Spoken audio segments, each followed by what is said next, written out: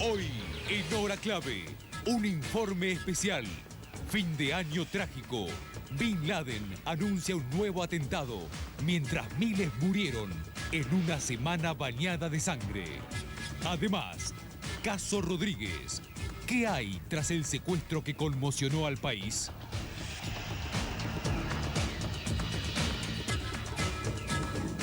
Buenas noches y bienvenidos al último programa del año de Hora Clave. Más adelante les voy a contar cómo sigue el 2004 con Hora Clave.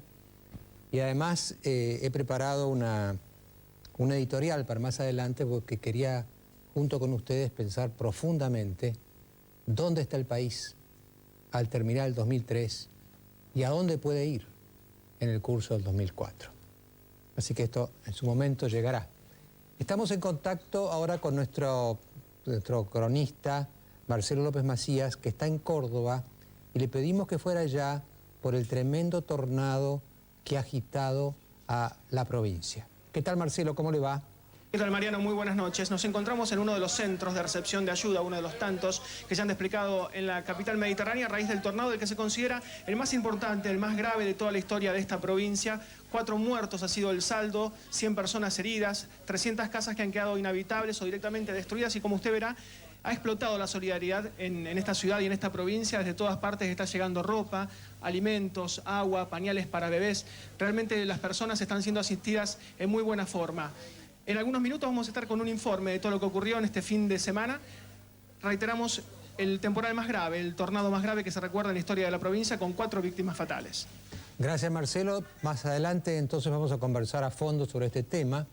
Y en realidad lo de Córdoba fue parte de un cuadro general en el mundo.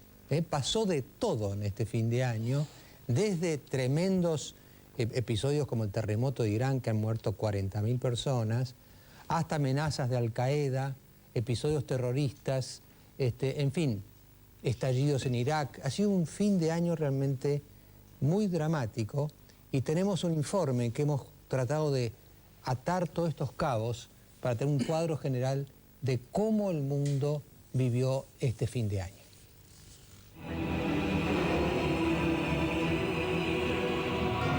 La actualidad del mundo no quiso coincidir con la fecha, y la noche de paz no pudo ser.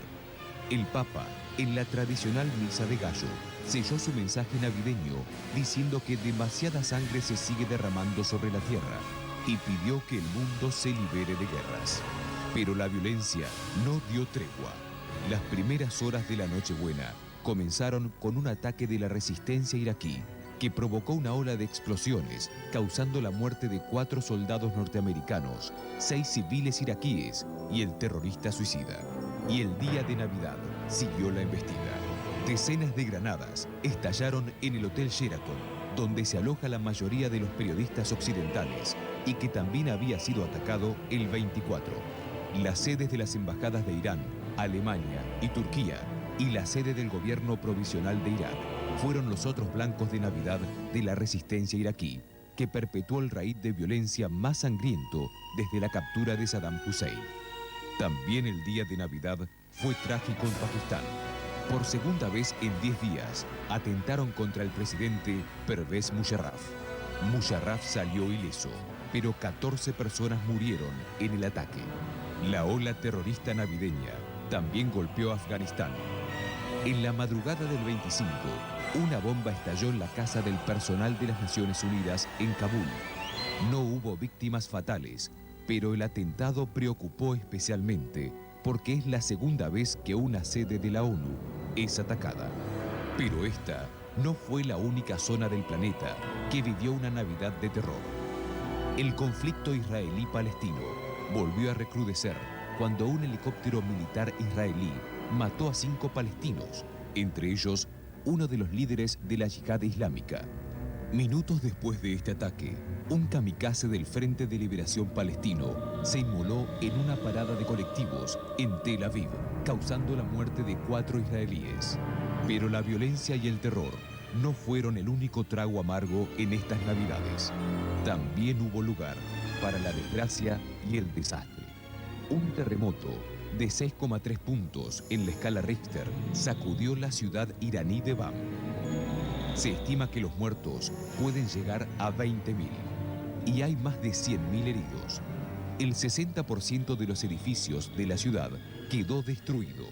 Millones de personas perdieron todo y la ciudadela de Arg-e-Bam, una construcción única en el mundo de más de 2000 años de antigüedad, hoy es puro escombro. Sálvanos de los grandes males que desgarran a la humanidad, también pidió en la misa de Navidad el Papa Juan Pablo II. Pero parece que el mundo y los hombres que lo habitan han optado por el camino de la guerra.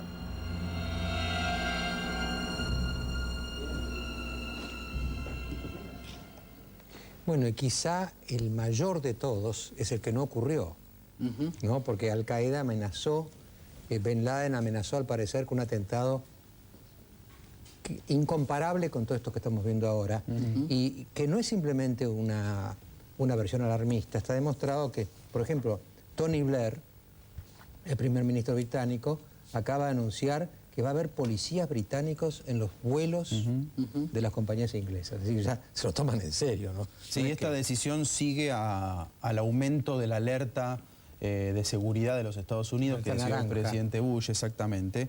Y bueno, dispara un debate acerca de si Bush y Blair están exagerando, están siendo oportunistas políticamente, si es real este temor. Bueno, tenemos una segunda parte del informe que trata de penetrar justamente en tu pregunta, Diego. ¿Hasta dónde este temor es real?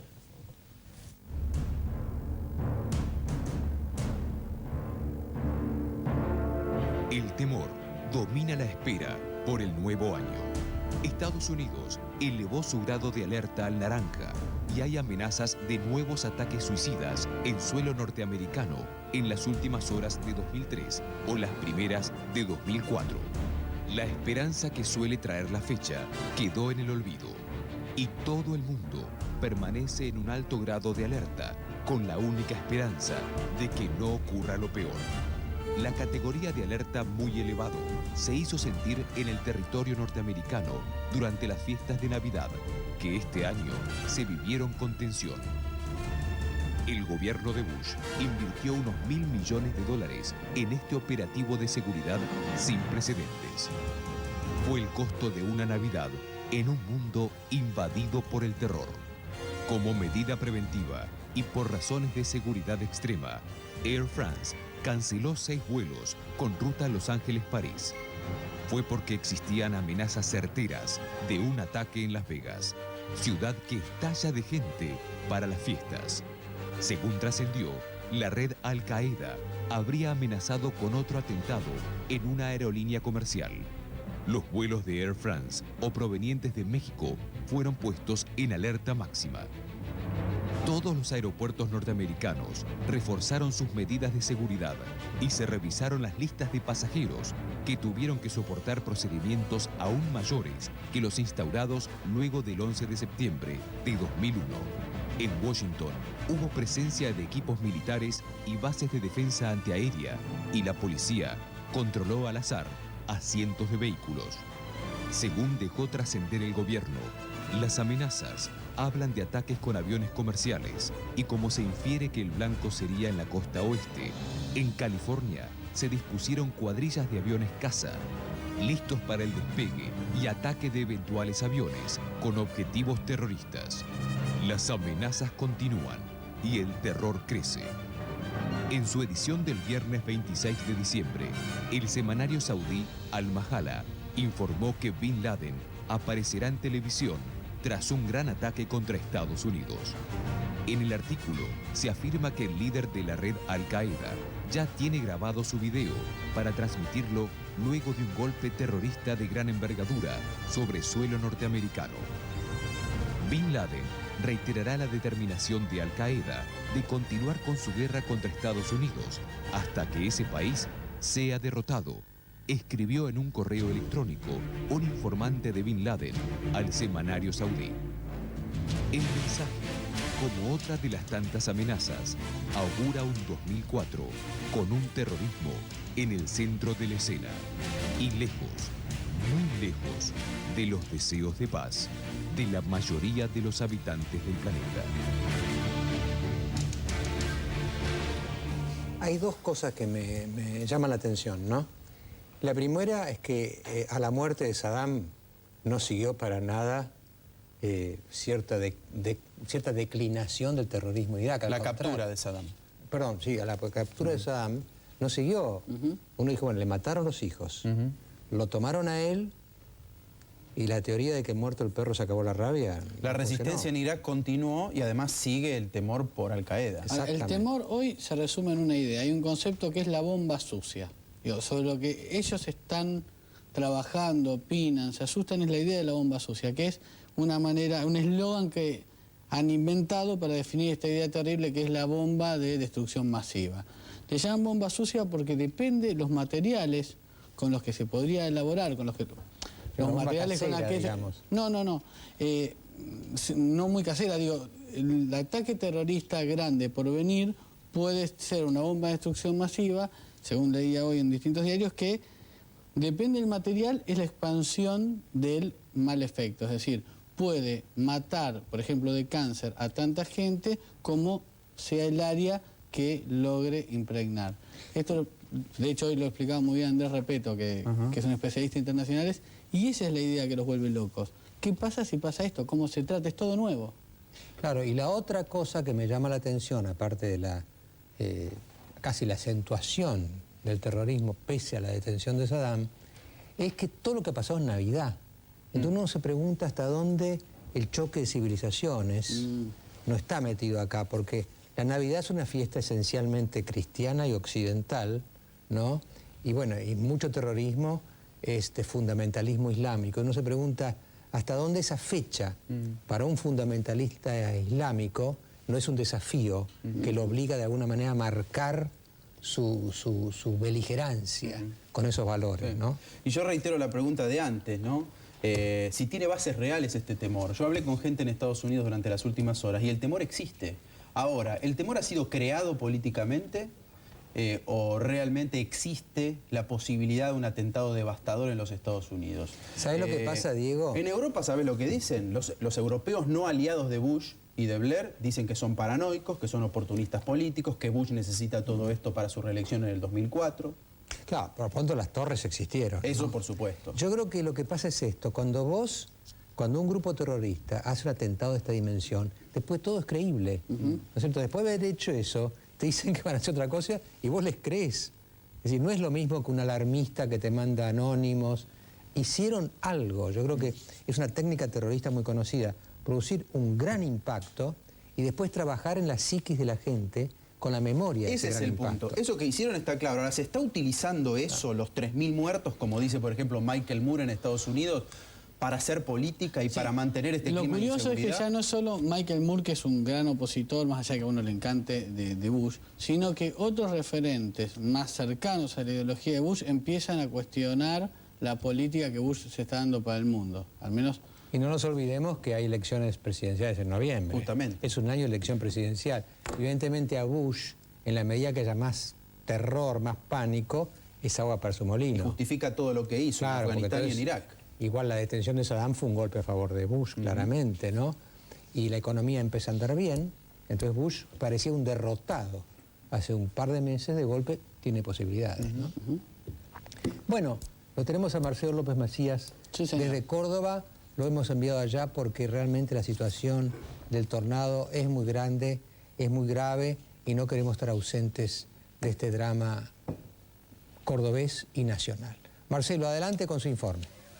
Mariano, el tornado alcanzó una velocidad de 150 kilómetros por hora, duró apenas 15 minutos, recorrió distintos barrios de la capital mediterránea, pero se ensañó, por supuesto, con los barrios más humildes, donde están las viviendas más precarias, aquellas que tienen techo de chapa, techo de adobe, no tienen buenas columnas, no tienen buenos cimientos ni tirantes, y allí produjo un verdadero desastre. Cayeron, se desplomaron casi 300 unidades habitacionales. Ustedes van a coincidir seguramente, después de ver las imágenes que grabamos este fin de semana, que el saldo de, entre comillas, solo 4 víctimas fatales obedece prácticamente a un milagro, Mariano. Bueno, vamos a ver las imágenes entonces que Marcelo obtuvo desde Córdoba.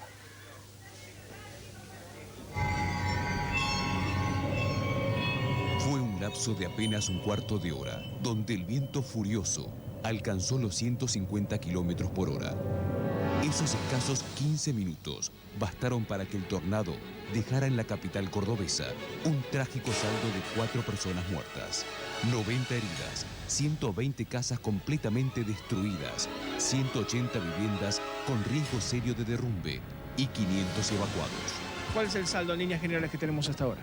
Bueno, el más importante, las víctimas fatales, que ya tenemos 4 registrados y tenemos algunos heridos graves. Los daños materiales, estamos pensando que hay más de 1000 viviendas afectadas, algunos con daños totales, todos los enseres, los muebles de la casa, realmente ustedes lo están viendo totalmente dañados. Las autoridades provinciales no recuerdan un fenómeno similar en toda la historia de Córdoba. Vicegobernador, ¿qué panorama ha encontrado en el lugar?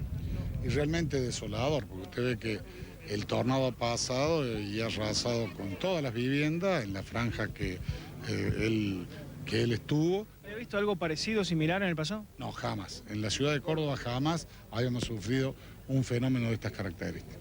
El tornado atacó distintos barrios de la capital, pero produjo las consecuencias más severas en los sectores humildes, donde las precarias viviendas no pudieron resistir los vientos huracanados.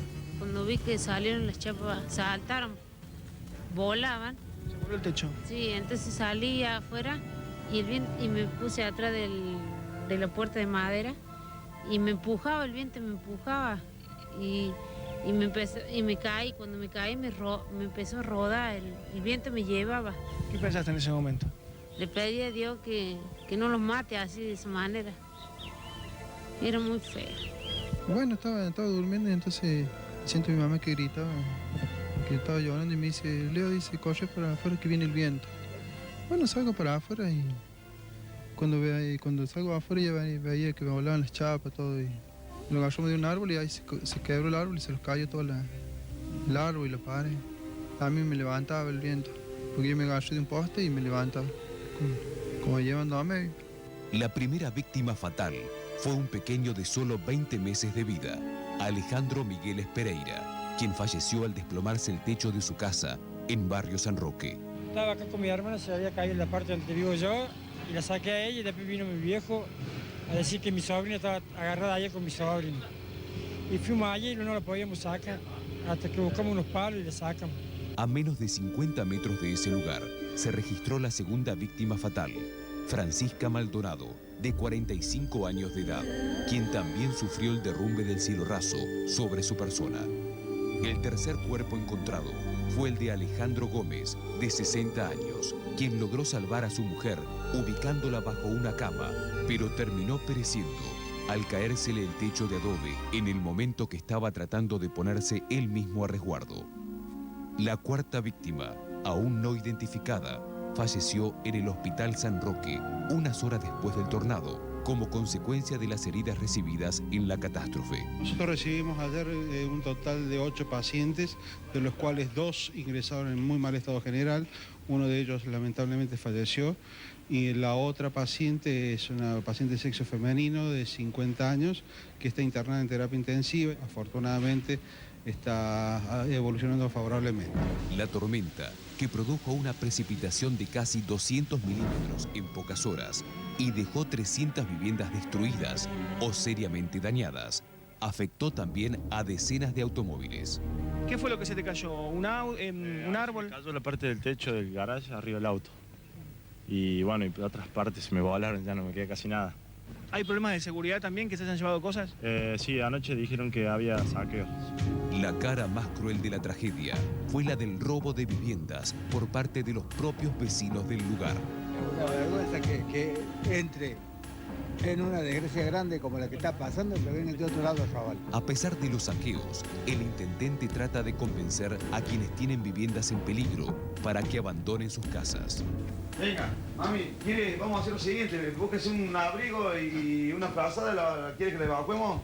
Mañana se viene de vuelta para acá. Sí. Bueno, venga con los chicos, la vamos a llevar allá. Intendente, muchas viviendas como esta con peligro de derrumbe, desmoronamiento. Sí, tenemos por lo menos 180 viviendas que si bien no se han caído, están, ¿ves cómo están aquí? Están todas grietadas, están ahí, la losa ha cedido el piso y eso hace que estén muy marcadas, que la verdad que una lluvia más puede hacer que ceda y podemos tener problemas como pasó anoche, se han caído un montón de viviendas. Las mujeres se quedan en los centros de evacuación y los hombres se quedan a cuidarlo porque se lo roban. Aunque parezca mentira, la gente le roba al que nada tiene también. La otra cara de Córdoba, la de la solidaridad, también estuvo presente en la emergencia. Bueno, acá estamos seleccionando ropa para la gente grande, para los niños, hombres, mujeres y bebés y calzado. Y también tenemos calzones, frazadas, colchas, mercadería. ¿Está llegando de Córdoba o está llegando también ya de otras partes del país? De Córdoba, hasta el momento de Córdoba y todos los vecinos de acá alrededor del CPC. El intendente cordobés, quien asumió hace apenas 2 semanas y media, asegura que pedirán la solidaridad nacional si se ven desbordados en las próximas horas. ¿Hace falta alguna campaña a nivel nacional de solidaridad o se están arreglando con lo que tienen acá? Nosotros no queremos explotar la solidaridad de los argentinos al cohete. Cuando tengamos hecho un relevamiento y si nosotros no damos abasto, le vamos a pedir a los argentinos que en una mano ese corazón solidario que tiene el pueblo argentino lo saque a relucir. Pero ahora lo estamos arreglando con lo que tenemos y cuando haga falta, créanme que se lo vamos a pedir porque nosotros no tenemos vergüenza de reconocernos pobres y hoy absolutamente pobres.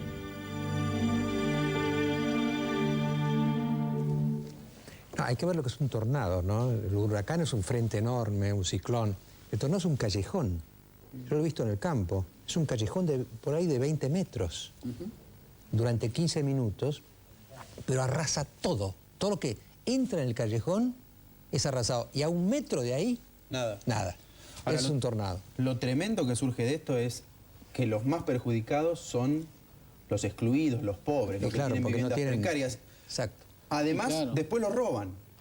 O sea, sufren especialmente los pobres los efectos del tornado porque tienen viviendas precarias. Y después, para colmo, tienen que cuidarse de los robos. Tremendo. Tremendo, realmente tremendo. Bueno, creo que Marcelo está allí en Córdoba con el intendente, el flamante intendente de Córdoba, Luis Juez, si no me equivoco. Nos está escuchando Luis Juez, ¿eh? ¿Qué tal, Mariano? ¿Cómo le va? ¿Qué tal, intendente? Lamento tanto que esta sea la circunstancia en que hablamos, pero desgraciadamente así son las cosas, ¿no? Sí, lamentablemente nos ha tocado debutar con una catástrofe. La verdad que ni al peor de los enemigos le decíamos arrancar con semejante cuestión. Pero bueno, si hace 48 horas atrás decíamos que estábamos pobres porque teníamos totalmente comprometido el presupuesto municipal, producto de la gestión más corrupta, se imagina ahora, después de esto que ha pasado, después de la destrucción de cientos de viviendas, después de las vidas que hemos perdido, realmente no tenemos ningún, y lo hemos dicho en más de una oportunidad, no tenemos ninguna vergüenza de reconocernos absolutamente humildes. El intendente es como sobrellovido mojado, ¿no? Después de la corrupción, el tornado. Y mire, Cámara era más peligroso que Nerón con una caja de fósforo y nos dejó la municipalidad destruida, así que se imagina que sobre eso, el 8 de diciembre, mire, esto es un dato que parece sonso, pero demuestra cómo la corrupción se expresa. El 8 de diciembre del presente año, 48 horas antes que me hiciera cargo de la municipalidad de Córdoba, el leasing del VAPRO del Banco Provincia de Buenos Aires secuestró 34 máquinas viales porque hacía 24 meses que el intendente Cámara no pagaba las cuotas, o sea, 24 meses sin afrontar las cuotas. Ese día, 8 de diciembre, el Día de la Virgen, secuestraron toda la maquinaria y la llevaron a un depósito. Ese día yo le dije a los cordobeses, roguemos a Dios que no haya un cataclismo a esta altura del año, cuando Córdoba es muy frecuente, porque no sé cómo vamos a afrontar la situación. 12 días después, 14 días después, Córdoba fue sacudida por el temporal más importante de lo que registra la historia de la ciudad de Córdoba. Y realmente debemos agradecer que ese día estábamos trabajando, no estábamos en feriado como lo estaba el gobierno nacional o el gobierno provincial, que nos permitió a los 20 minutos estar en el lugar de los sucesos. Pero a la media hora, la solidaridad de los cordobeses, nos arrimaron las maquinarias que nos faltaban, el combustible que no teníamos para pagar. Realmente Dios nos estuvo dando una mano increíble. Yo en ese momento dije, ¿con qué hacemos esto? Ahora vamos a poner la cara, le dije a mi funcionario, le decía a la gente que acá estamos removiendo escombros con las manos. Pero la verdad que Dios nos dio una mano increíble y la solidaridad de los cordobeses la completaron. Intendente, ¿qué tal? Rosín lo saluda. La pregunta que quiero hacerle es la siguiente. ¿De quién depende la seguridad en su ciudad? Porque me imagino que debe darle a usted un sentimiento de impotencia a esa situación de estar ahí ayudando y al mismo tiempo decirle, bueno, es probable que los roben. Bueno, pero eso es provincial, pero eso lo pudimos acomodar, ¿no? Al principio, usted sabe que hay algunos que hacen pingo de negocio con la necesidad de la gente, no les importa, hay testimonios desgarradores. Estaban removiendo las tapias para sacar, en algunos casos, a una de las mujeres que terminó muerta y le estaban robando el televisor. Pero eso, Con el transcurso de la hora se fue corrigiendo, la policía hizo un cerco perimetral y los propios vecinos evitaron que otros de otros barrios tomaran el barrio por asalto. Hubo horas que fueron conflictivas, pero después la policía tomó la rienda y debemos decir que la tranquilidad volvió al barrio. Intendente, buenas noches, Valenzuela le habla. Quería preguntarle si esto no pudo prevenirse, no la catástrofe natural, por supuesto, sino los efectos de la catástrofe. Si no se le pudo avisar a la gente, señores, va a haber este problema, tengan cuidado, no estén adentro de la casa. ¿No se pudo hacer algún tipo de anuncio sobre esta cuestión meteorológica? No, si no le garantizo, lo hubiésemos tomado las precauciones. Se anunciaba un fuerte frente de tormenta con lluvia y con algunas ráfagas de viento. No se predijo en ningún momento que esto podía ser un tornado y que iba a tener la magnitud de los vientos.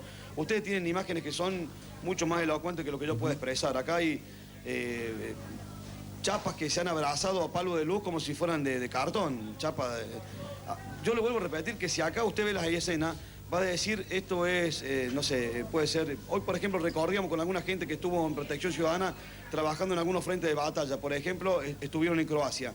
Y nos contaban que este mismo escenario ellos pudieron presenciar un escenario bélico. Y cuando veían este escenario, seguramente contaban los muertos por decena. No se pudo prevenir, si no lo hubiésemos hecho. En definitiva, debemos agradecerle a Dios que los muertos son pocos y que el lugar fue focalizado, porque esto hubiese sido con una franja mucho más ancha o en el centro de la ciudad. Le digo que hoy estaríamos lamentando, realmente contando los muertos de otra forma. Intendente Juez, por un lado usted dice que le dejaron la municipalidad no fundida, sino refundida. Por otro lado, tiene esta carga que ha venido ahora con la catástrofe del tornado. Por otro lado, usted dice que por ahora no pide ayuda. Yo le diría una cosa, Intendente Juez. No se haga el machito, pida ayuda. No, Mariano, no es que nosotros no necesitamos ayuda. No vamos a cargar sobre la mochila usar la solidaridad de los argentinos. Ahora lo estamos arreglando. Y se lo dije hace un rato a sus cronistas, cuando no nos bastemos, le vamos a decir a los argentinos que saquen esa solidaridad increíble, como la que, por ejemplo, usted manifiesta hoy haciendo una nota que nos hace sentir bien argentino, porque por ahí creemos que el país termina en la General Paz, y le vamos a decir, den una mano. Ahora nos estamos abasteciendo solos. Lo que no queremos es que el día de mañana aparezca un paquete de polenta en el bolsón, en el galpón de algún puntero político. Ahora lo estamos abasteciendo solo, con lo cual, y con un control muy férreo para evitar el clientelismo político. Esto nos permite a nosotros saber que no se hace política con la necesidad de la gente. Si no damos abasto, no le quepa ninguna duda a Mariano que le estamos pidiendo, use su canal, préstenos su prestigio y ayúdenos a manguear al nivel nacional. Mañana vamos a hablar con el presidente y le vamos a pedir a la Nación que nos dé una fuerte mano también en algunas cuestiones. Pero hasta ahora nos estamos abasteciendo. Yo quiero agradecerle esto y no es una cuestión de machito. La realidad es decir, acá estamos, peleándola. Cuando no nos den mala fuerza, le vamos a pedir que nos acompañen. Allí estaremos, juez. Muchas gracias por esta conversación. Tengan ánimo, trabajen fuertemente y le agradezco mucho esta conversación. Yo le agradezco y seguramente ustedes van a estar ahí. Y fíjese una cosa, esto ha desatado una cosa increíble. Estamos pobres, pero no somos miserables. Estamos muy golpeados, no tenemos plata. Pero hemos descubierto que al lado nuestro hay gente que ha perdido todo, pero tiene una esperanza increíble. Lo que nos ha hecho cargar la pila, estamos codo a codo levantando los escombros con la gente. Esto no se... Mire, la verdad que le decía, el peor de los debuts, pero la gente no ha cargado la batería de una manera increíble. En la miseria realmente se conocen quién es gente y quién no. Y yo me siento orgulloso de ser el intendente de este pueblo de la ciudad de Córdoba. Gracias, usted sabe, juez, que dicen en el campo que no hay mejor que el ternero que nace en el rigor del invierno, ¿no? Usted está naciendo en el rigor, no del invierno, sino en el rigor del verano, ¿eh? Sí. El ternero se ha hecho medio toro de prepo nomás porque a los porrazos, pero íbamos a tratar de ser macho en rodeo ajeno también acá, así que quédese tranquilo que lo estamos peleando. Bueno, un gran abrazo, Luis, y gracias, Marcelo, por esta nota y esperemos que mejoren las cosas lo antes posible en Córdoba. Un gran abrazo. Bueno, es tremendo las cosas estas que estamos viendo en Córdoba. A mí lo que más me impresiona lo que vos decías, Diego, de cómo sufren la gente más desamparada. Y además a mí lo que me impresiona es una cosa, ¿no? Vos sabés que no hay catástrofe en la que alguien no gane plata. En la guerra, por ejemplo, las guerras, claro, los traficantes, los contrabandistas se llenan de plata, ¿no? Es decir, el peor daño que puede sufrir una sociedad redunda en el máximo beneficio de los desalmados. Esta es la realidad. Claro, pero el problema siempre triste y que decía Diego, ¿no? O sea, el accidente climático termina donde empieza el padre de ese bebé de 20 meses que murió y que no pudo hacerle un techo. La verdad es que es como fuerte. Y lo segundo que me sorprende es la actitud del intendente. Pasa algo, ¿no? Con este tipo. Es como un jugador diferente. Me encantó. No sé si es bueno o malo, todavía no lo conocemos. Pero es un jugador diferente. Me parece, exacto. Esto es no sé si ojalá sea mejor, pero por lo pronto es distinto. Tiene otro lenguaje. Es interesante. No ha entrado en el verso típico. Esta actitud de no pedir por pedir, de actuar con cautela y de decir, bueno, no quiero adelantarme porque también quiero evitar las irregularidades en el manejo de la ayuda. Y la otra cosa interesante, importante, es el tema institucional que está por detrás de esto, ¿no? Corrupción es el trasfondo, el mal manejo de los dineros públicos en esa intendencia que tanto dio que hablar. Y ahora esto, que desequilibra aún más una gestión que se está iniciando. Y la frase sobre Camerat, que es espectacular, ¿la escucharon? Que Camerat es más peligroso que Nerón con una caja de fósforos. Eso dijo Luis Juez, del anterior intendente. Camerat tuvo su inauguración en la Secretaría de Comunicaciones. Claro. Y después bajó a Córdoba, ¿no es cierto? Exportó, más allá de la General Paz, sus artes políticas y económicas. Llegó de la mano de la Sota y el gobernador luego se arrepintió de ese padrinazgo. No, pero este hombre, hay que seguirlo, juez, ¿eh? Este hombre es interesante. Después de los auspicios, vamos a dar las últimas novedades sobre el secuestro del padre de el Corcho Rodríguez. Ya volvemos. Las siguientes empresas acompañan...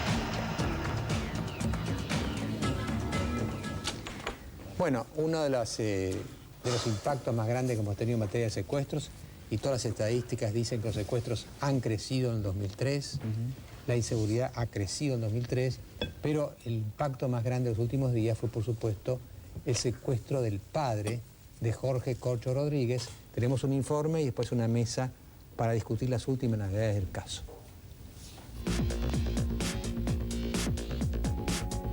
La inseguridad estuvo en el centro de la escena en este 2003, que termina con un nuevo secuestro sin resolver. En la víspera de Nochebuena, fue secuestrado Ernesto Rodríguez, padre de Corcho y novio de Susana Jiménez. El suegro de la diva de la televisión argentina aún permanece en cautiverio y sus secuestradores exigen el pago de $300.000 para liberarlo.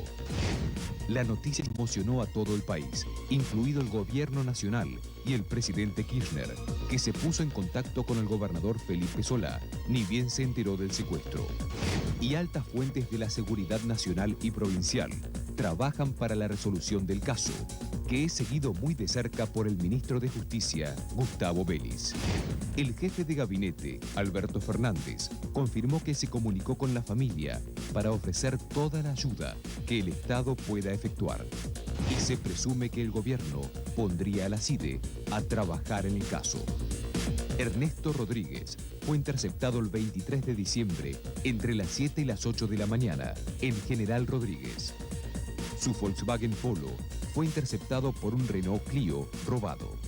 Iba acompañado por su esposa Irma, quien fue dejada en libertad a 2 cuadras de donde se perpetró el secuestro.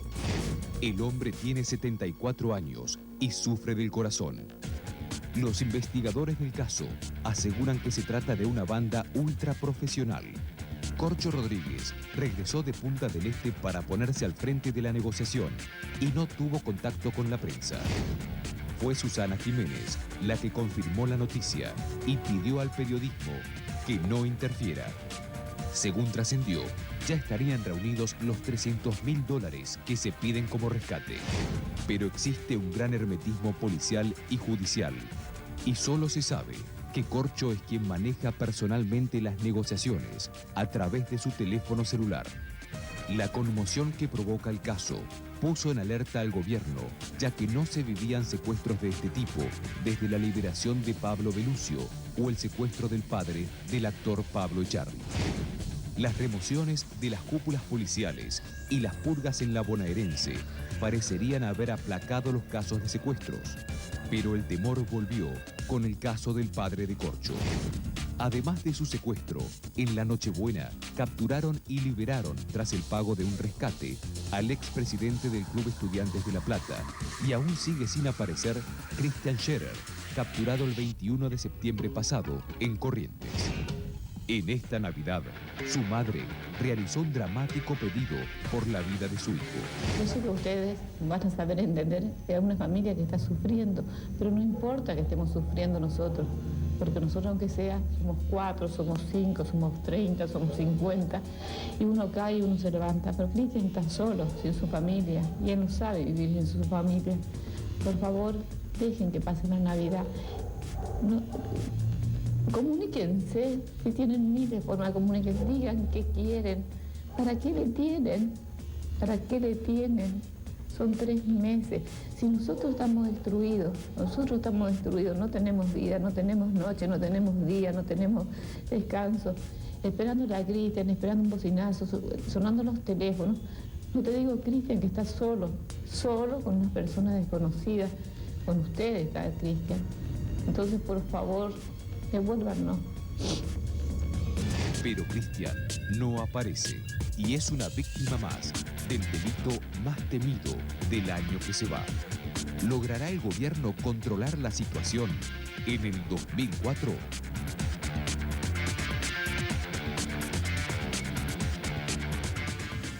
Bueno, tenemos una mesa de especialistas sobre este tema. Tenemos al periodista Ricardo Regendorfer, tenemos al comisario Naldi, y tenemos también a Guillermo Rucauf, un especialista en temas de seguridad. Y yo, Ricardo, era una primera pregunta. Una cosa que llama la atención en este informe, el gobierno, por un lado, ofrece a la CIDE. Por otro lado, se sabe que Corcho ha pedido que intervenga la federal. Es decir, hay como, en un país normal intervendría quien tenga que intervenir, digamos, ¿no? Pero hay como que algunos grupos policiales son más confiables que otros. ¿Cómo es esto? No, en realidad, a decir verdad, no interviene nadie. ¿Cómo es esto? Por un lado, el fiscal que está a cargo de esta investigación, Jorge Sica, ha excluido de manera puntual a la bonaerense de la investigación. O sea, quedaría la CIDE y la Policía Federal. De hecho, intervienen pero de oficio porque, digamos, al igual que en el caso Macri, Jorge Rodríguez ha declinado hacer la denuncia, por lo que ambas fuerzas, la CIDE y la Federal, actúan de oficio.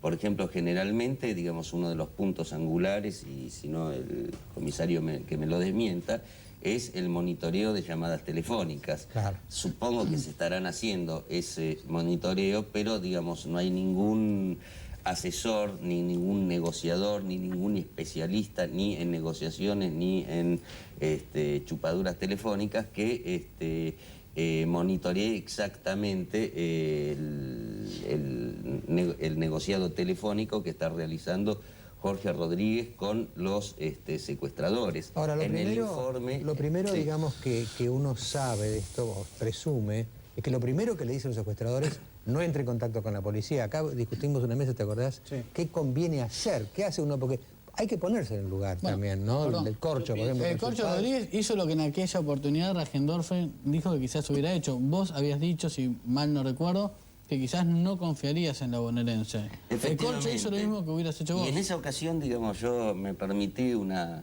metáfora grondoniana.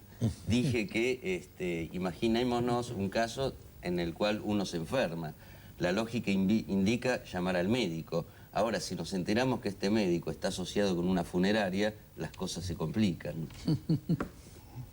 Ahora, este tema del secuestro de parientes de famosos, ¿son distintos estos casos a los casos habituales? ¿Por qué se recurre al pariente de alguien conocido? Para todos, ¿no? Para los que quieran aportar. Caso Riquelme, Astrada, Echarri, Macri y ahora este. Suponen que lo que se busca es la plata del pariente, ¿no?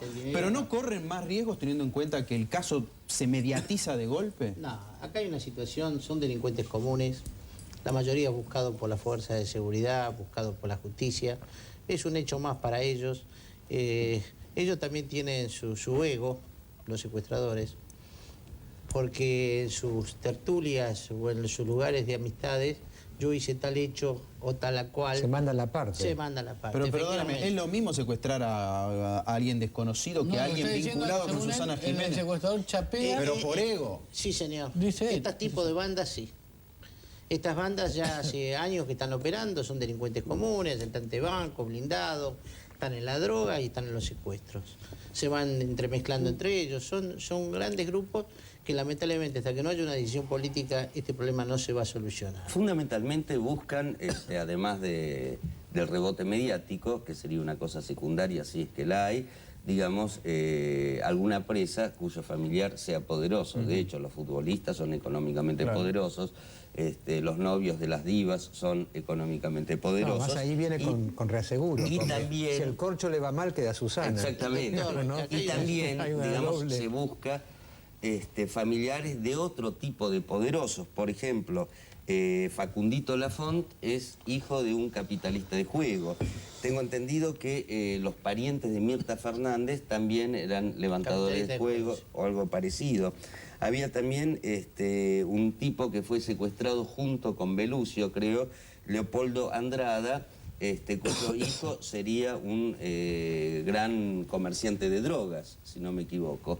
En ese sentido, digamos, siempre se busca al familiar de un poderoso, aunque estos poderosos pueden ser de ¿Ustedes diversos. se acuerdan que la pregunta que hacíamos la otra vez que estuvimos era qué hace uno cuando le piden un rescate para lo cual uno puede juntar la plata? ¿Accede de entrada o se resiste? Porque si uno accede de entrada dice, no, este tipo le pedimos demasiado poco. ¿Sabe qué pasa, doctor? Lo que no tiene que ocurrir lo que está pasando Corrientes. Fíjese que el último contacto con los secuestradores es el pago. Ahí se han pagado 400 y tantos de miles de dólares y el chico todavía no aparece. Lamentablemente, por eso la policía tiene que intervenir, tiene que tratar de ir a la entrega, hay que sacar la ley. Es la única manera de que se haga desistir a los secuestradores. Si no, vamos a terminar como Brasil, vamos a terminar como Colombia. Y acuérdese lo que yo voy a decir en esta mesa. Hay grupos que se están organizando para no hacer cantidad de secuestros, sino secuestros muy importantes de mucho dinero, porque están preparados para eso, aunque tengan custodia. Porque estas bandas, si asaltaban un blindado, 15 personas con fusiles FAL, secuestrar a una persona de renombre con custodia, con 2 o 3 o 4 personas de custodia, no tienen ningún problema. Ahora, Entonces, pero volviendo al caso, sin pedir detalles que pongan para nada en riesgo la situación. La vez pasada discutíamos casi teóricamente el asunto, y hoy frente a este caso que verdaderamente conmueve a la gente, le pregunto, sin la denuncia, o sea, sin que el corcho haya hecho la denuncia, ¿la policía no está trabajando igualmente bien? Trabaja de oficio. Trabaja de oficio detrás. Con la justicia. Y no hace bien en este caso el corcho, entonces, en no violentar a sus secuestradores, en hacer lo que le piden. A los secuestradores no les preocupa que esté la policía. Lamentablemente para este tipo de delincuencia, con los códigos que hay, si no lo agarran infragante y delito, lamentablemente no le van a poder probar el hecho. Entonces, yo pienso que acá hay un montón de pasos que hacer, cambiar el código de procedimiento, especialmente en la provincia de Buenos Aires. Cuando se hizo la gran reforma de Arlanian, comenzaron los delitos. Si cae un detenido no lo puede interrogar la policía, no le puede hacer la prueba, va a la justicia, se niega a declarar porque lo ampara la ley. Entonces, lamentablemente, probar un hecho es muy difícil. Hubo un impasse cuando cayeron algunos, decían que eran autores del secuestro de Belucio, y yo le digo que la policía estaba muy cerca porque eran familiares de esos detenidos. Hubo un parate. Se han reorganizado de nuevo y están operando de nuevo en la zona. Una pregunta para Rucauf, para el especialista de seguridad que tenemos acá. No, planteamos por ahí el tema de los montos, ¿no? Porque vieron que el primer día se habló de $900.000. Ahora hablan de $300.000. ¿Pero será la verdad? En el caso Macri se sabe cuál es la verdad. Yo le garantizo de que los próximos secuestros van a ser de gentes muy importantes, grandes empresarios, porque se están organizando para eso. Está saliendo gente de la cárcel ya preparada para hacer eso. Y acá no veamos fantasmas, son delincuentes comunes. Después del corte seguimos con el tema.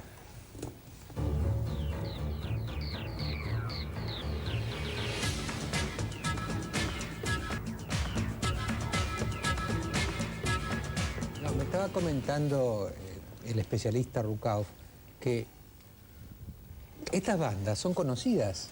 Cuando salen de la cárcel, ¿Por qué no lo explica usted? Porque si salen de la cárcel y se sabe que en 30 días van a cometer otro delito, pero nadie la sigue, es decir, no hay seguimiento de los profesionales del delito, digamos, ¿no? En realidad, lo que estadísticamente está demostrado que cuando un expresidiario sale a libertad, no hay un seguimiento y a los 30 días, digamos, un 70% vuelven a delinquir.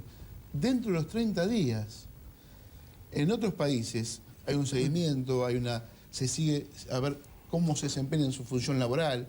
Acá sabemos que no hay ningún tipo de seguimiento, una función social sobre la persona que sale de la cárcel. A mí sobre eso, siempre me llama la atención la división antisecuestros. El anti me llama la atención, porque en realidad siempre actúa después.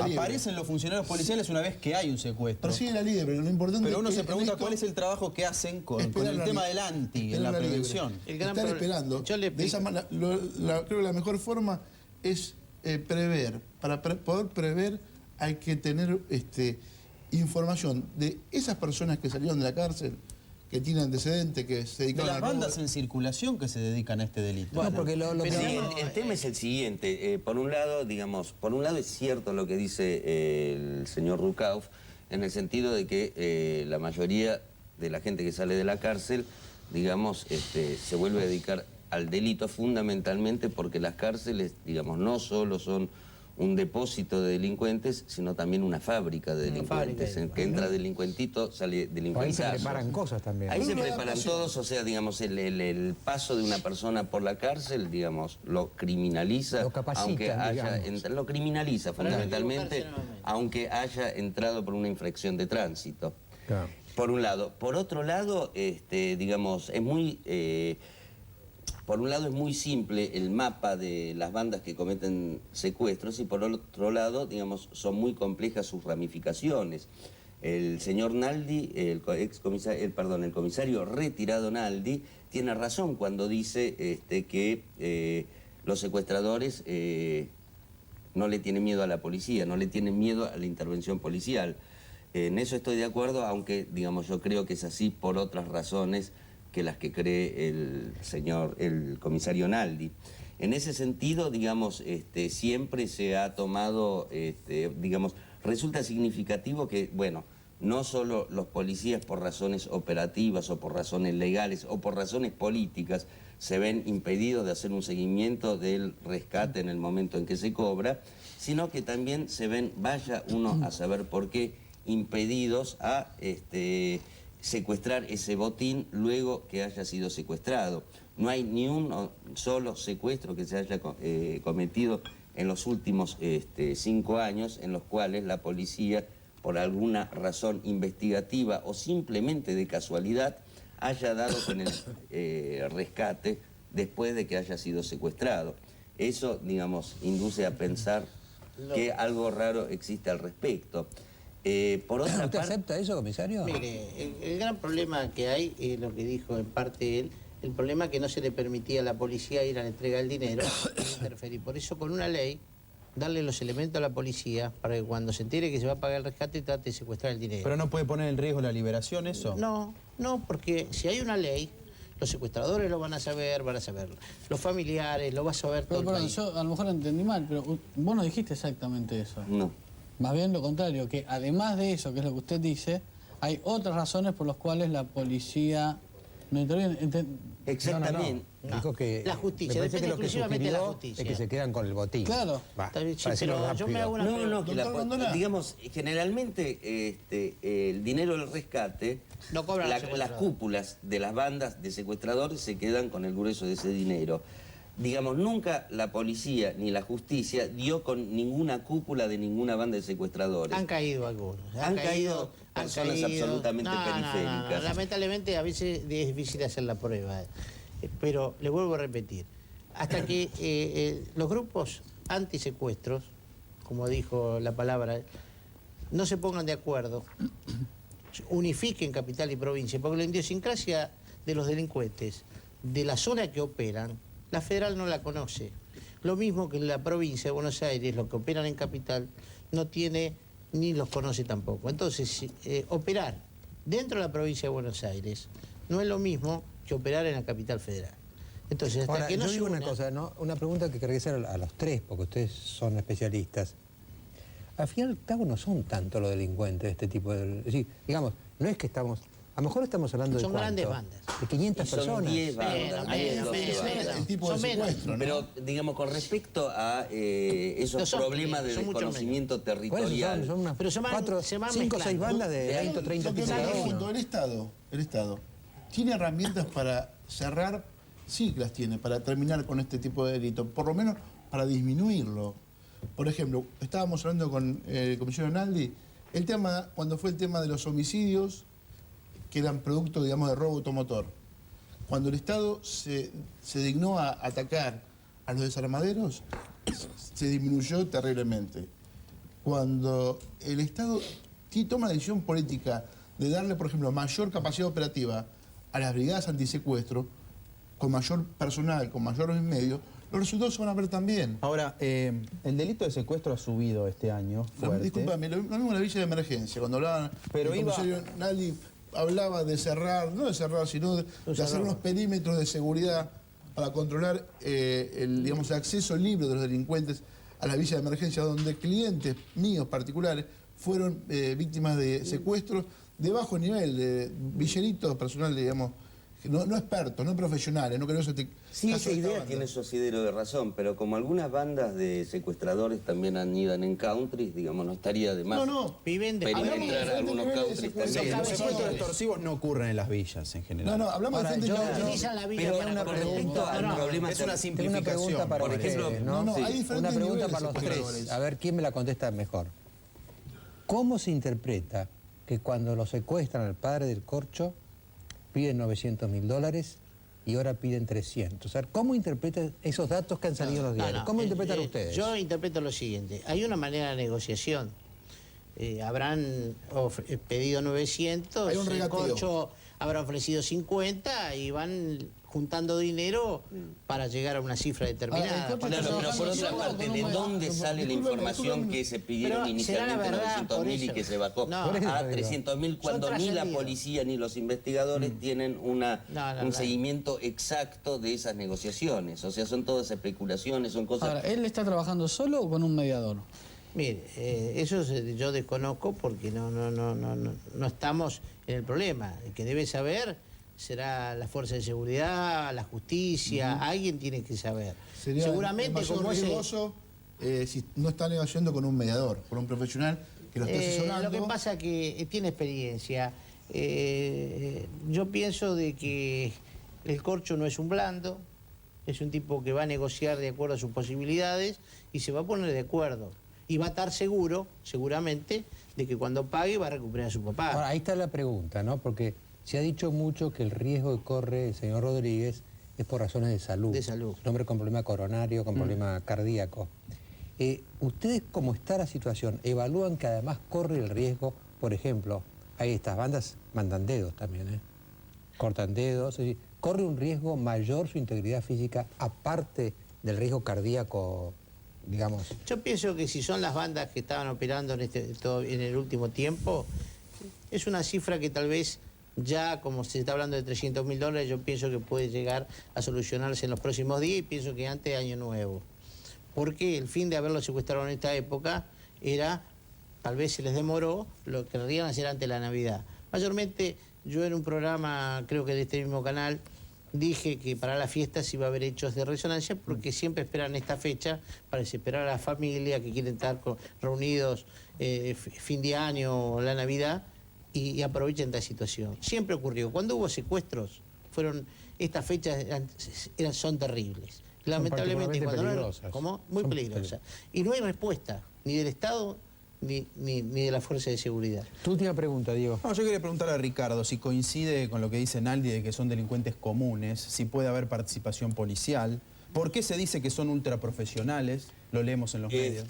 Por varias razones yo pensaría que cierto tipo de conexión policial tienen, si no, no tendrían posibilidad de existir. En ese sentido, yo me remito, siempre se habló, son bandas mixtas, son bandas integradas por policías, pero digamos, yo me remito a una investigación que hizo Cristian Alarcón en la revista TXT, en la cual habla de Orlando Leiva, alias el Negro Sombra, que es presumiblemente un tipo que tuvo que ver con el secuestro de Riquelme, de Astrada, del Chico Lafont y aún el de Belucio, que tenía su cuartel general de operaciones en la Villa San Pablo, en Talar del Pacheco, y que en esa nota por primera vez se traza, digamos, todas las redes de conexión que tenía esa banda con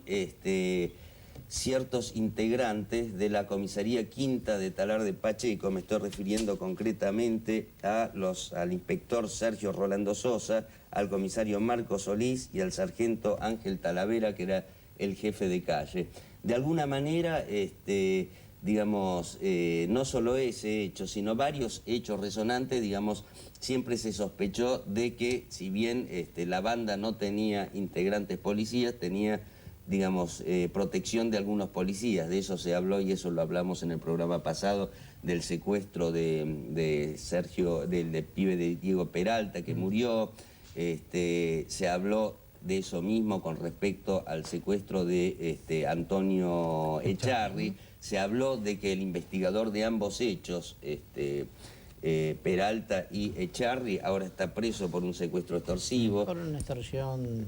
Por un secuestro extorsivo. No era extorsión. Bueno, por una extorsión, esa persona, digamos, estamos hablando de que, por ejemplo, el actual jefe de la brigada, el sucesor de Casafuso, el comisario Julio Ravena, fue el autor de la detención del supuesto jefe de la banda que secuestró a Echarri de Metica, solo que había arrestado un homónimo, un tipo que se llamaba igual, malentendido que se resolvió a los 15 días de que este desafortunado homónimo... Pero eso es un problema de la justicia, no de la policía. Él lo detuvo. Pero lo detuvo por el nombre, seguramente. Sí, por eso se equivocó. Muy bien, lo detuvo... Pero él salió diciendo, el tipo fue a votar, Metica, lo detuvieron ahí y Julio Ravena salió diciendo... Si uno es homónimo no conviene votar. Claro, exactamente.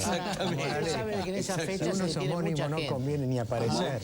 Además, Julio Ravena se jactaba incluso... Hablando de nombres, lo que se habló mucho en el caso de Belucio fue un tal Lala. Exactamente. ¿Y qué pasó con Lala? Está prófugo. Sigue operando. Sigue operando. ¿Puede estar operando en esto, por ejemplo? Sí, señor. Puede estar operando en esto. Discúlpame, la última mía es para Nali. Usted me dice, le preguntan por Lala y me dice, puede estar operando.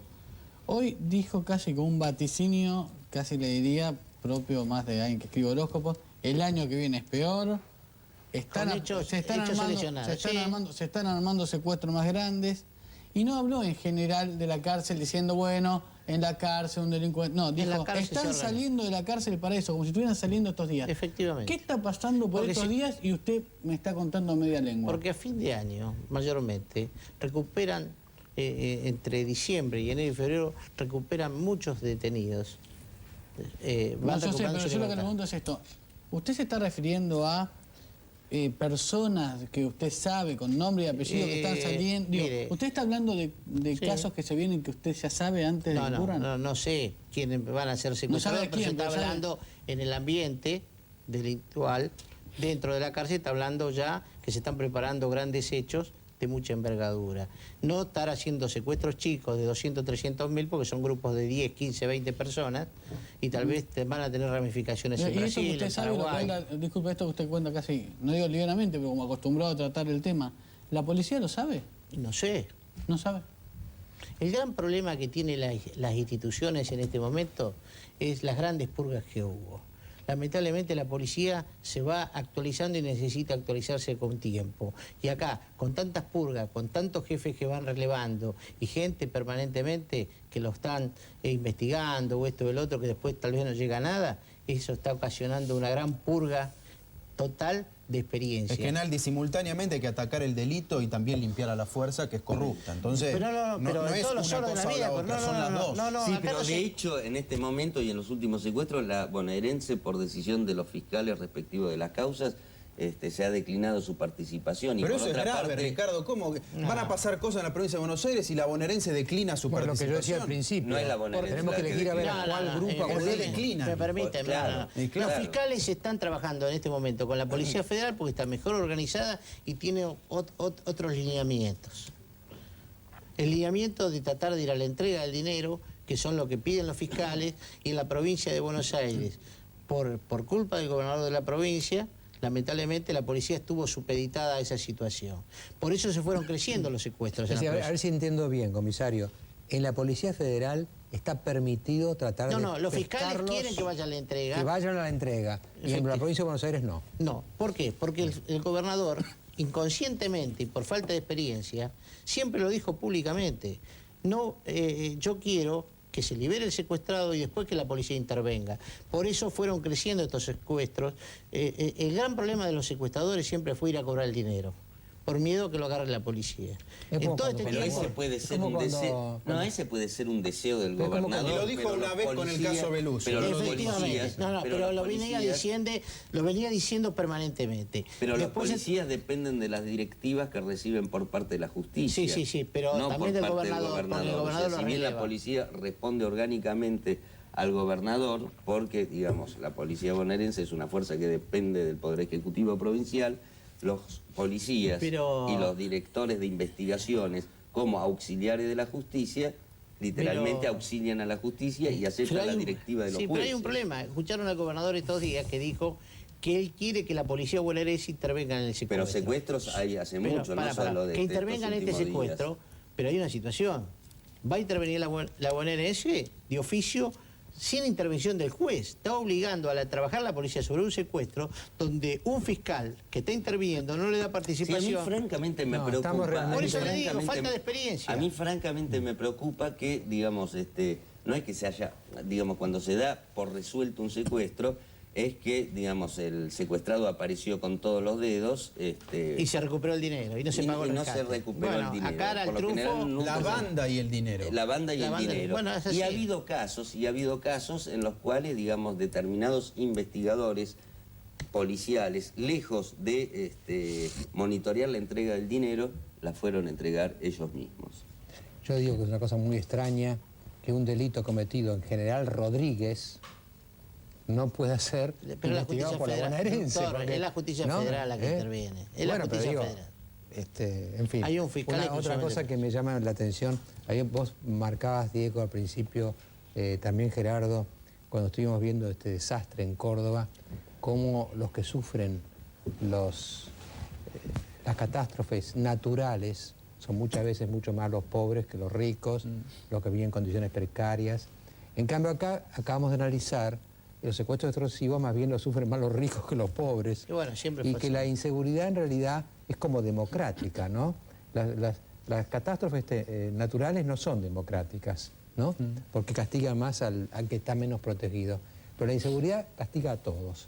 Desde secuestro express, ¿no es cierto?, al robo, al asalto, al acto de violencia, al secuestro extorsivo que agarra ya, y como dice el comisario Naldi, pueden venir más de estos. Pero hay secuestros extorsivos en los cuales se ha pagado como rescate una videograbadora, por ejemplo. Por eso, digo, no tiene en algunos casos dinero y droga. Todo el espinel está afectado. En algunos casos dinero y droga. Sí. Bueno, después del corte vamos a hacer debate argentino-uruguayo. ¿Otra vez, Mariano? Vuelve un amigo, Segunda parte. Vuelve un amigo, el regreso de un amigo.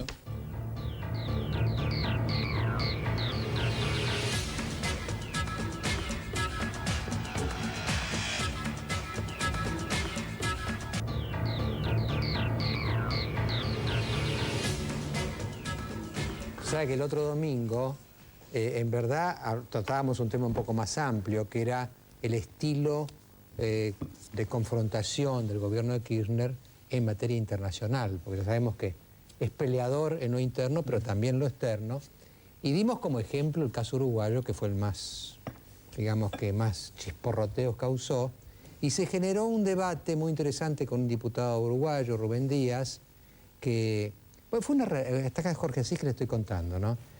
Fue muy raro todo, porque en verdad Rubén Díaz empezó a criticar fuertemente a Argentina. Y yo la verdad es que me calenté un poco con el tema argentino y salí a defender a Argentina. Y después me encontré con que Torcuato Di Tella funcionó el gobierno y estaban mucho de acuerdo con Díaz y conmigo. Así que era muy complicado todo el tema.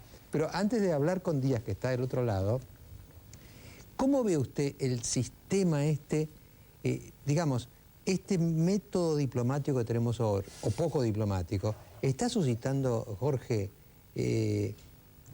problemas reales de la Argentina o es todo fuego de artificio?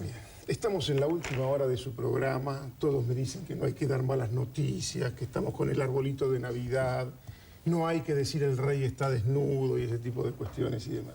Yo creo que la estética del maltrato a Kirchner le da bastantes buenos resultados adentro. La estética del maltrato, cuando se traslada a las relaciones internacionales, me parece que entra en un laberinto a veces bastante grotesco. Las 10 horas o 12 horas que el presidente Kirchner pasó en Santa Cruz de la Sierra, creo que fueron letales para él, porque difícilmente un estadista se pueda equivocar tanto en tan poco tiempo, ¿no es cierto? Con España, también en su momento con Brasil, esa cosa que de pronto me parece que lo están llevando a este callejón sin salida y a generar estos problemas más que molestos, porque sinceramente hoy esta pelea diplomática con Uruguay, perdónenme, es un conflicto berreta, porque esto ¿cuándo arranca con el Uruguay?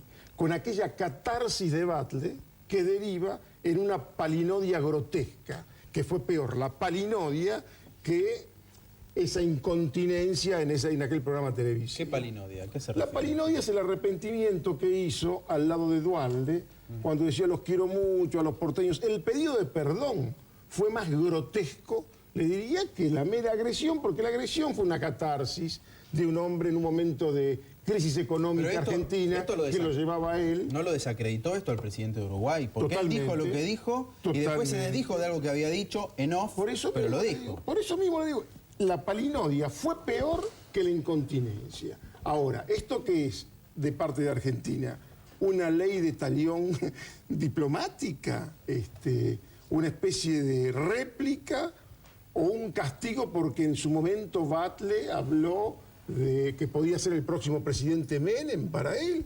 Me parece que la devolución de atenciones me parece ahí sí casi penoso, porque de pronto, al margen de alguna desinteligencia y que pueda haber una preferencia por el candidato Tabaré Vázquez,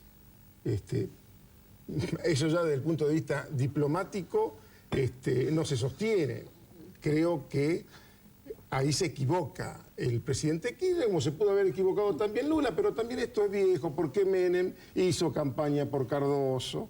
Por supuesto que Lula prefería también que ganara el opositor a Menem en su momento, pero es una rispidez absolutamente inconsistente. Y si esto del maltrato llevado al plano de la política internacional me hace temer por un cierto aislamiento político de la Argentina y una relación muy tensa, crispada, diría, con los países vecinos, ¿no? Bueno, tenemos en contacto por satélite con el diputado Rubén Díaz. Buenas noches, diputado, ¿cómo le va? ¿Cómo está usted? Bueno, segunda vez que nos vemos seguida, ¿eh? Segunda vez que lo tengo por mi casa, porque esto es de alguna manera tenerlo en casa, ¿no? Diputado, ¿estaba escuchando usted a Jorge Asís recién? Lo estaba escuchando y le diría que en términos generales absolutamente compartibles esos conceptos. Yo también pienso que justamente las observaciones que él hace sobre la política exterior argentina son las que hacemos un poco nosotros, o los que hacía yo el domingo pasado. Ese es el espíritu. No es un espíritu de criticar a la Argentina, sino que francamente, sinceramente, entiendo que el presidente Kirchner está llevando adelante una política equivocada. Mire, yo, si usted quiere, si se me permite, yo le simplificaría en una frase lo que uno pretendería, por lo menos desde mi óptica, del presidente Kirchner.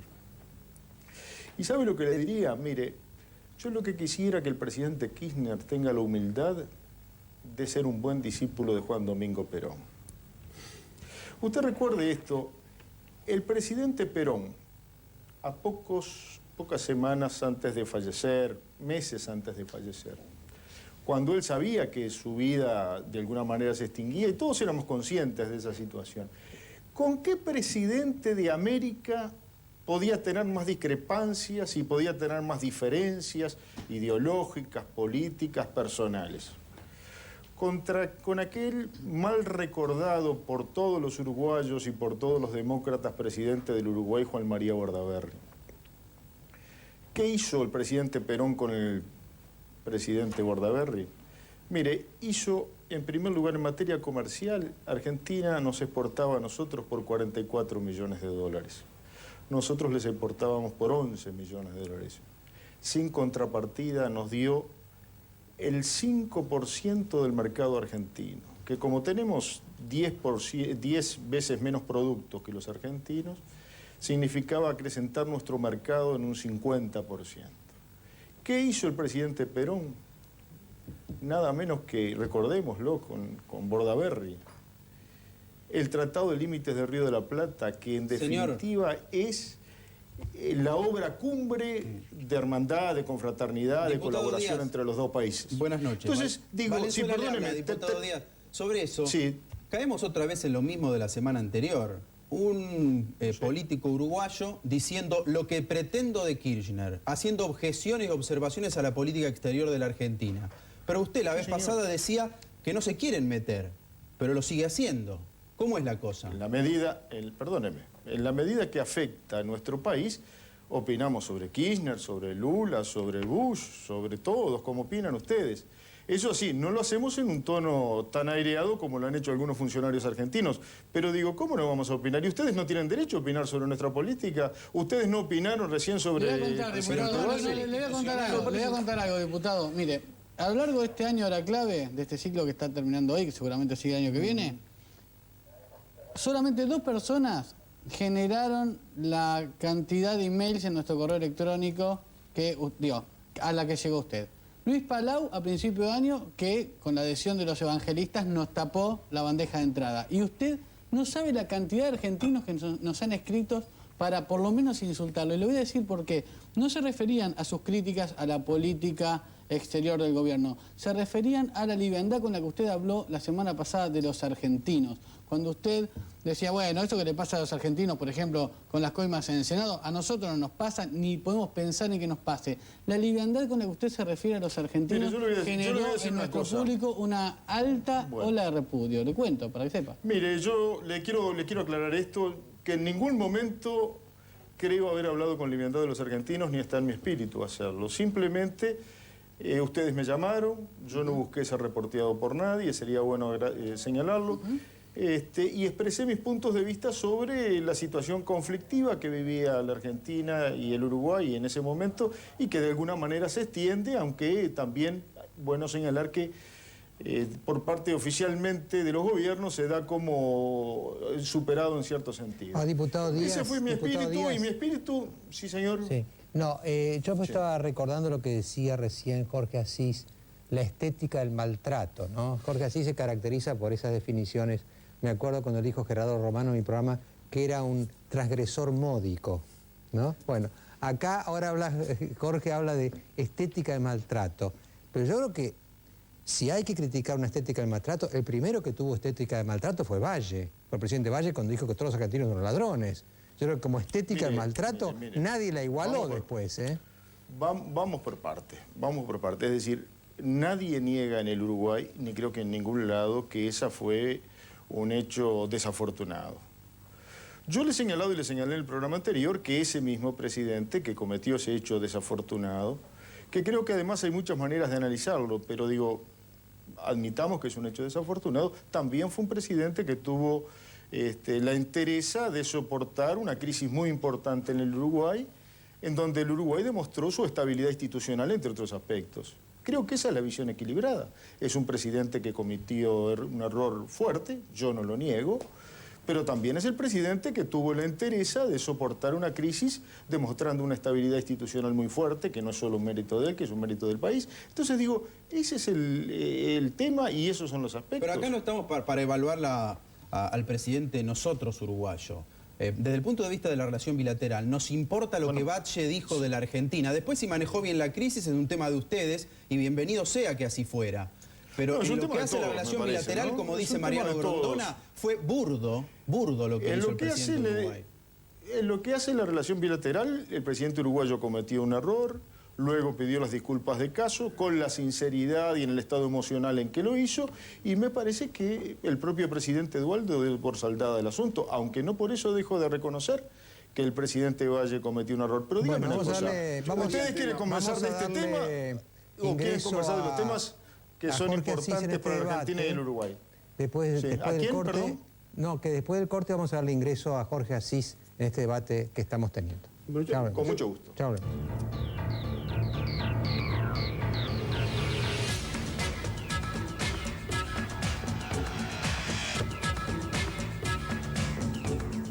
Había seguimos en contacto con el diputado Díaz, pero había un tema que me parece interesante para profundizar con lo que dijo Jorge, ¿no? Porque Jorge usó estas frases que él usa, son tan descriptivas, una estética del maltrato, pero lo hizo en forma descriptiva, no creo que hubiera en Jorge un ánimo agresivo, sino es una especie de análisis. Bueno, hay como una estética, digamos el político que siempre dice que sí, y hace todo el mundo así, hay otra estética que es al revés. ¿A qué responde esta estética que caracterizaría a Kirchner? Y quizá la crítica sería que hacia afuera no es lo mismo el maltrato que hacia adentro, ¿no? Yo creo que es un maltratador de corporaciones culposas. Digamos, él sabe lo que maltrata.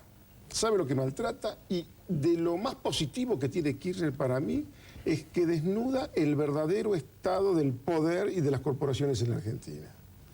Y creo que esto lo sabe hacer y gana, ¿no es cierto? Porque, bueno, él aprieta donde sabe que puede apretar y de pronto me parece que él es lo suficientemente inseguro para saber de la inseguridad del otro y entonces triplica la apuesta, tal vez basamentado en su propia inseguridad. Y después algo que tiene que ver con la cuestión de la prensa.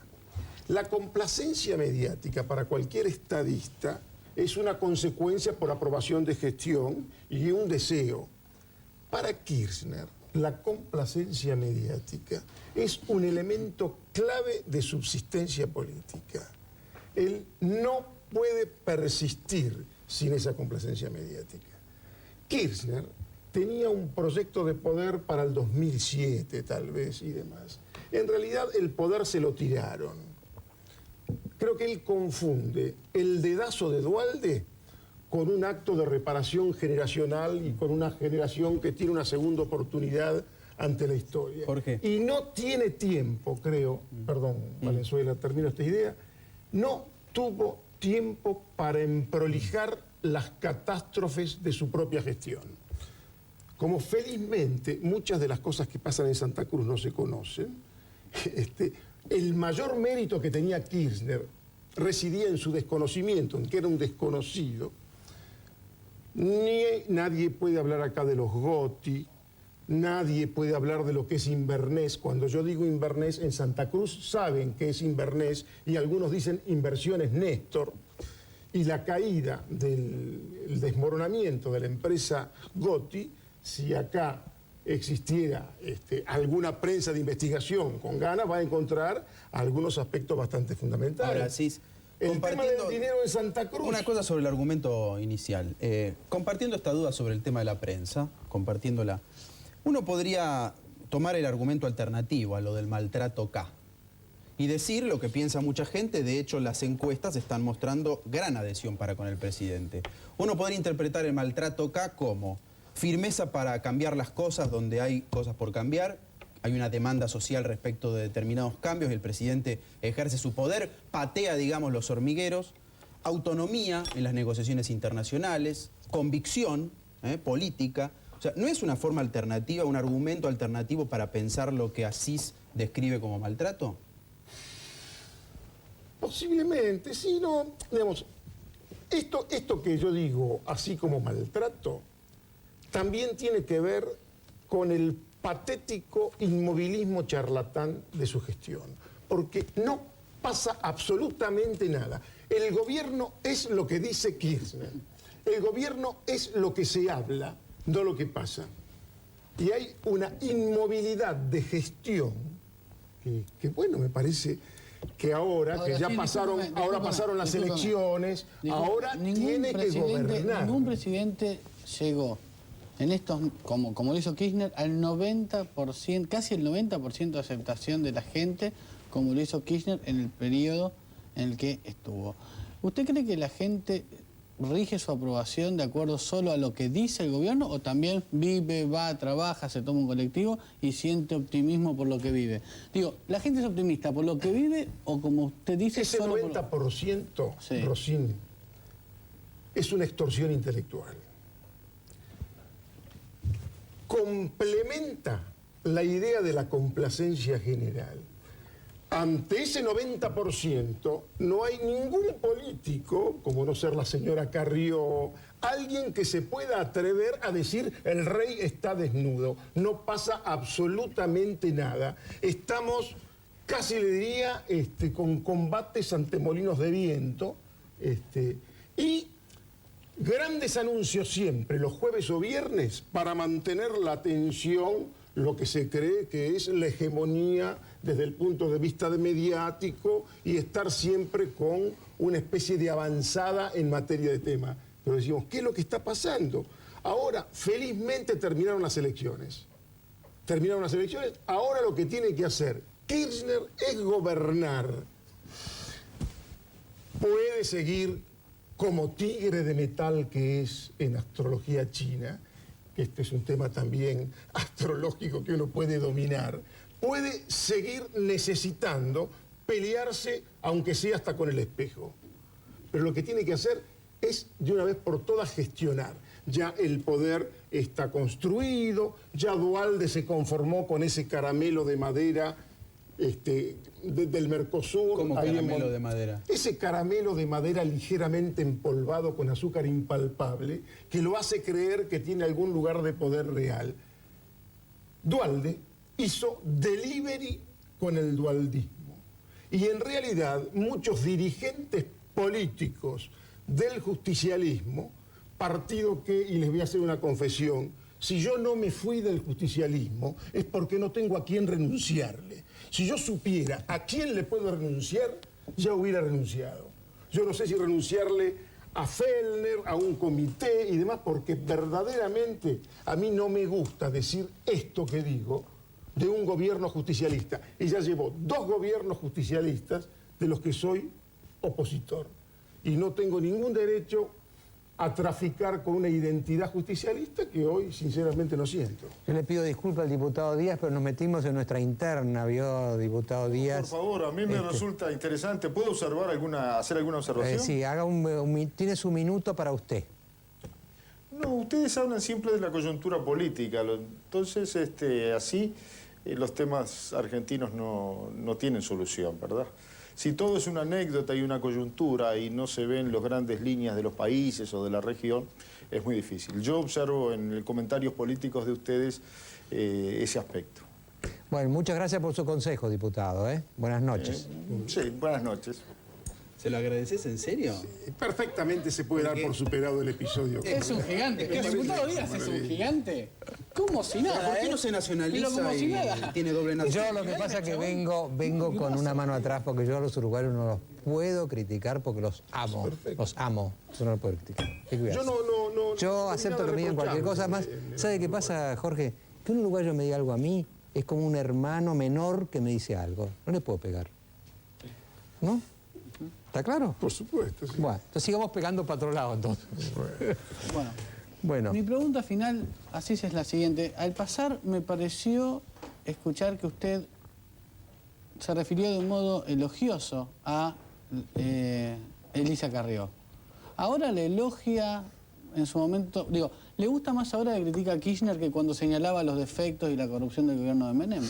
No, mire, yo definí siempre a Elisa Carrió como una empresa de demolición que no sabe comercializar con los escombros que produce. Ella es muy buena para la demolición. Creo que tiene grandes problemas de construcción política.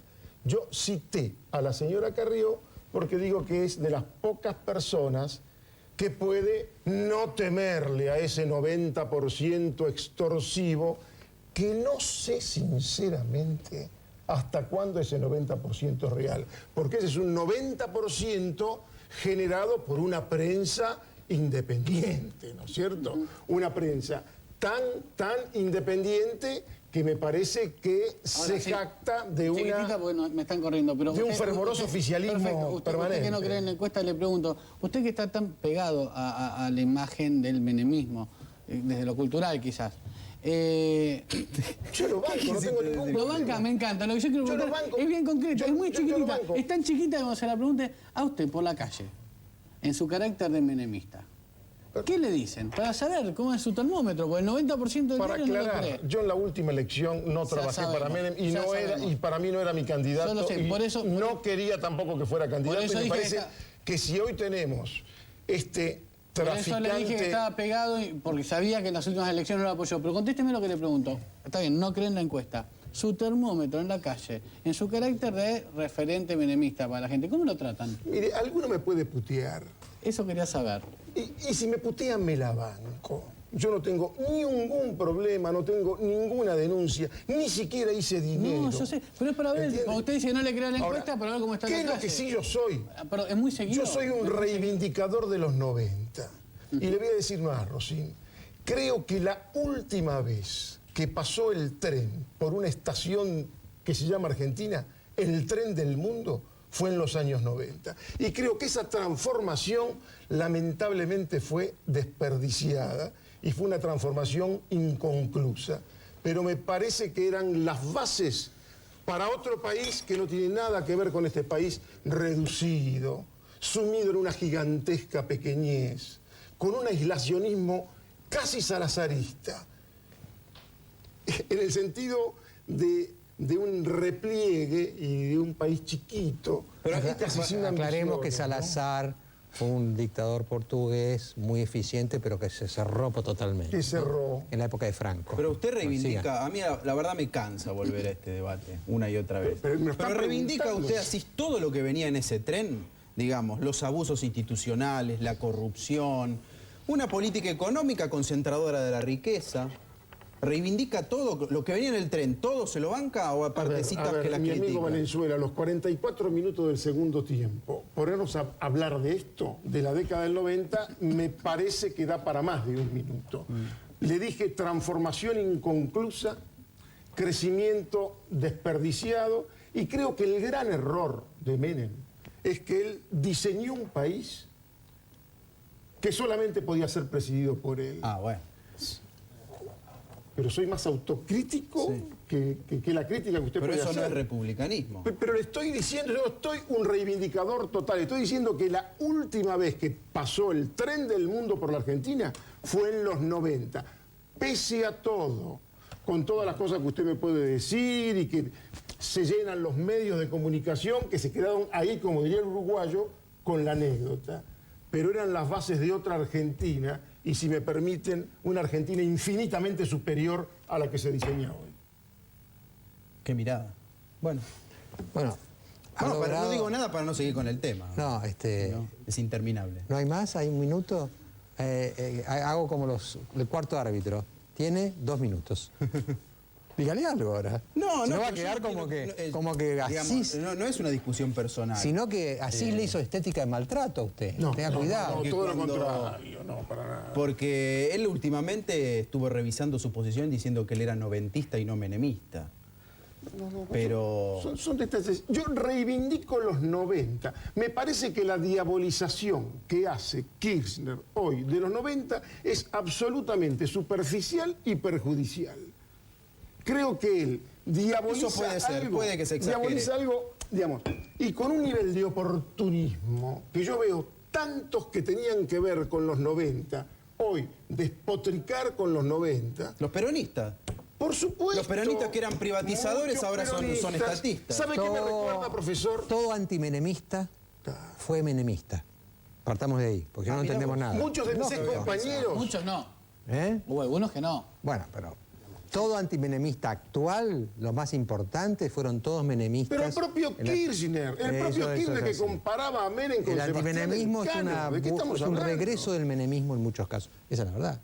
Si no, te dan los números. ¿Cómo lo votó el 51% y ahora el 80% dice que le encanta Kirchner? Hay algunos que duplicaron acá, sí, ¿o no? Sí, claro. Bueno. Sí, claro. Bueno, y yo voy a completar esto, voy a coincidir con Jorge en el fin de este bloque, el elogio de la gordita, el elogio de Carrió. Y la voy a elogiar por una cosa, porque en el momento que, como dice Jorge Asís, que Kirchner tenga, algunos dicen 77, otros dicen el 82, bueno, pongamos el 80% de aprobación popular, es la única que se anima contra ese 80%. Ahora, ¿eso por qué es importante? Porque si los políticos son encuesta dependientes, como dijo Natalia Botana, no son líderes. El encuesta dependiente es un furgón de cola de los humores colectivos que cambian. En cambio, la gordita, contra un 80% que va para allá, ella se planta acá. Y ahora, el que se planta acá siembra para el futuro. Doy un único ejemplo. Cuando Hitler venía en Alemania, el único que decía, ojo que viene Hitler, era Churchill. Tenía 5% de los votos. Nadie le da pelota. Un día fue verdad y Churchill pudo decir, yo les avisé. La gordita está haciendo eso. Es decir, va a contraestación. Va contra la estación del humor. Y yo respeto a los políticos que van contra la estación del humor. Porque son puntos de referencia que tenemos para el futuro. Se den o no, porque ella también está jugando a que para él nunca se le da. En la encuesta de Clarín que se conoció, los 3 políticos con mejor imagen son Kirchner, su mujer y tercera Carrió. Ahí está. Bueno, le agradezco mucho, Jorge, que tengan muy buen año. Muchas gracias por sus aportes. Y nos queda un bloque que es el último bloque de Hora Clave en el 2003. No es el último bloque de Hora Clave, punto. ¿Está claro? Vamos a decir qué hacemos en el 2004 y vamos a tratar de hacer un balance y una perspectiva de qué nos espera a los argentinos.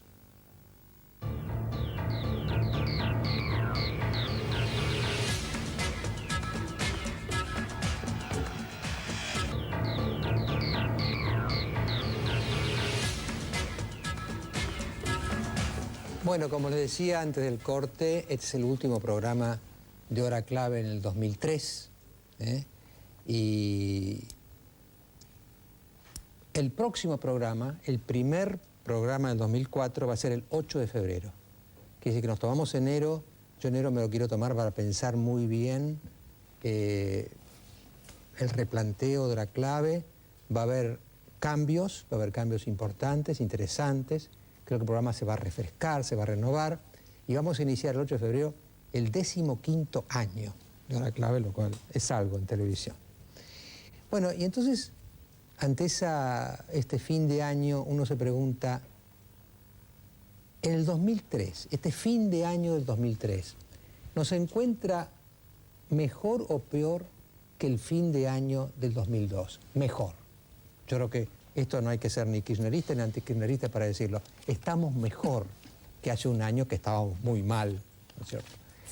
Pero, ¿por qué estamos mejor? Yo creo que hay 2 argumentos. En el plano político hay un líder en la presidencia. A usted le puede gustar o no. A mí hay cosas que no me gustan, hay cosas que me gustan, hay gente que le gusta más, que le gusta menos, pero hay alguien que está llenando el cargo, que es el cargo más importante que hay en Argentina. Venimos de alguien que fue el antilíder, que fue de la Rúa, que nos hundió en el 2001 como nadie nos había hundido en la democracia.